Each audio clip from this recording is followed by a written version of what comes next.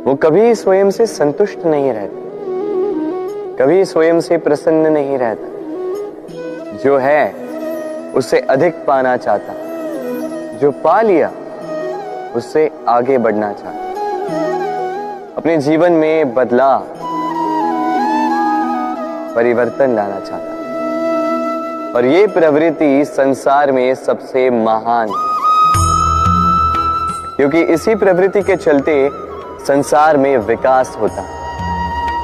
किंतु इस बदलाव के लिए मनुष्य उसकी खोज में रहता है जो उसके जीवन में बदलाव ला सके, उसे मार्ग दिखा सके, उसके जीवन में परिवर्तन ला सके। और इसके लिए मनुष्य संसार भर में उसे खोजता है जो उसके पास है।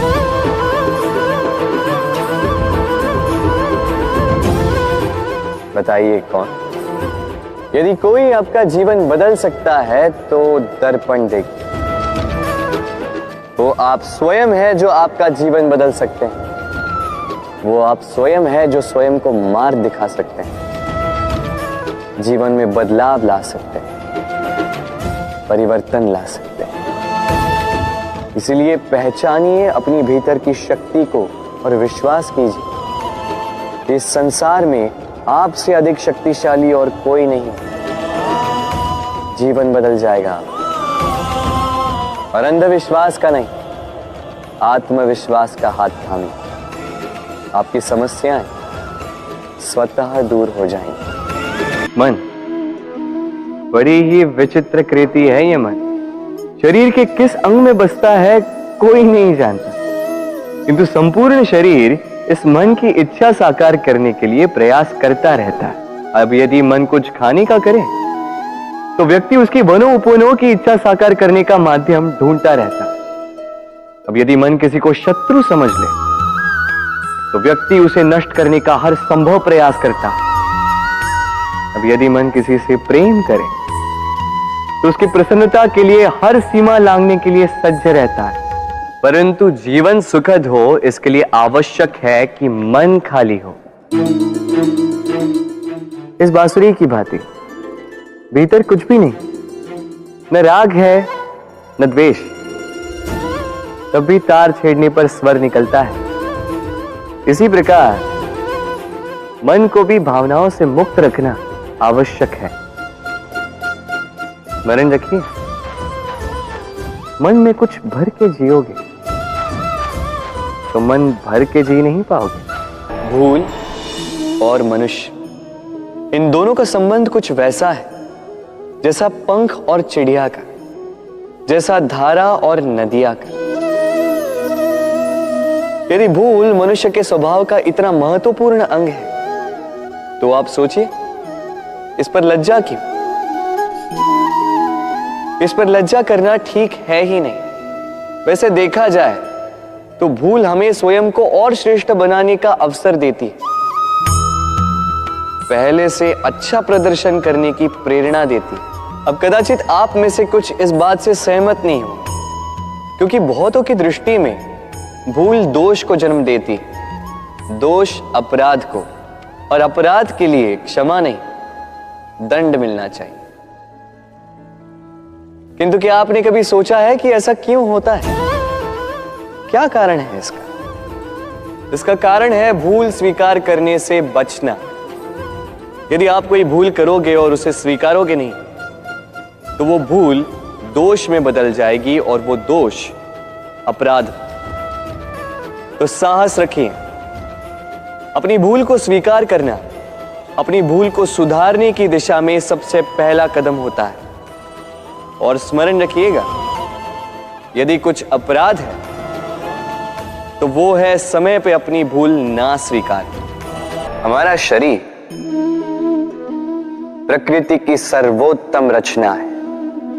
जो अंग, जो तत्व हमें मिले उन सब का अपना अपना एक संदेश है। दो आंखें दी हैं देखने के लिए, दो कान दिए हैं सुनने के लिए, नथुने भी दो, दो हाथ दिए हैं दोहरा परिश्रम करने के लिए, किंतु जीव केवल एक। उस पर भी नुकीले बलिष्ठ दांत दिए उनकी रक्षा के लिए। कभी सोचा है क्यों?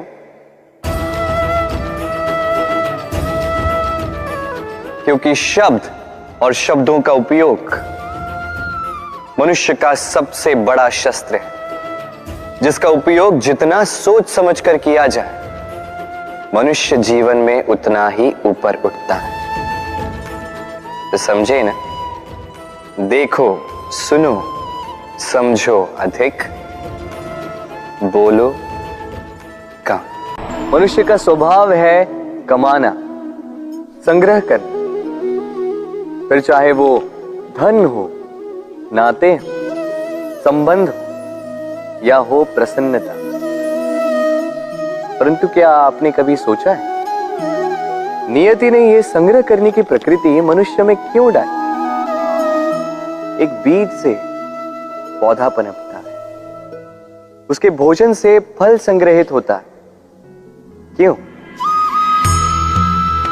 इसलिए ताकि वृक्ष उसे स्वयं खा सके? नहीं, बल्कि इसलिए ताकि वो भूखे जीवों में बांट सके। अब आप पूछेंगे कि इसमें वृक्ष का क्या लाभ? लाभ है, क्योंकि जो बांटता है वो मिटता नहीं। जो फल ये जीव खाते हैं वो उसके बीजों को वातावरण में बिखेर देते हैं, जिससे जन्म लेते हैं नए वृक्ष।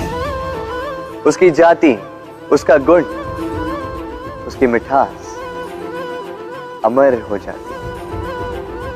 इसलिए स्मरण रखिएगा, अमीर होने के लिए एक एक क्षण संग्रह करना पड़ता है, किंतु अमर बनने के लिए एक एक कण बांटना पड़ता है। कभी बरगद के वृक्ष को देखा है? कितना विशाल होता है। कभी कभी भय लगता है कि इन भारी डालों का बोझ ये तना सह भी पाएगा या नहीं। भय लगता है कि कहीं ये वृक्ष टूट कर न गिर जाए, किंतु नहीं। समय पड़ने पर शाखाओं से निकलने वाली ये बेलें धरती की ओर बढ़ती और फिर स्वयं जड़ बनकर इस वृक्ष को सहारा देती। इसी प्रकार जो परोपकार करते हैं, सत्कर्म करते हैं, उन्हें स्वयं के लिए चिंतित होने की आवश्यकता ही नहीं, क्योंकि उनके कर्म ढाल बनकर उनकी रक्षा करते हैं। इसीलिए जीवन में सहारे की नहीं, कर्म की चिंता कीजिए। राधे राधे।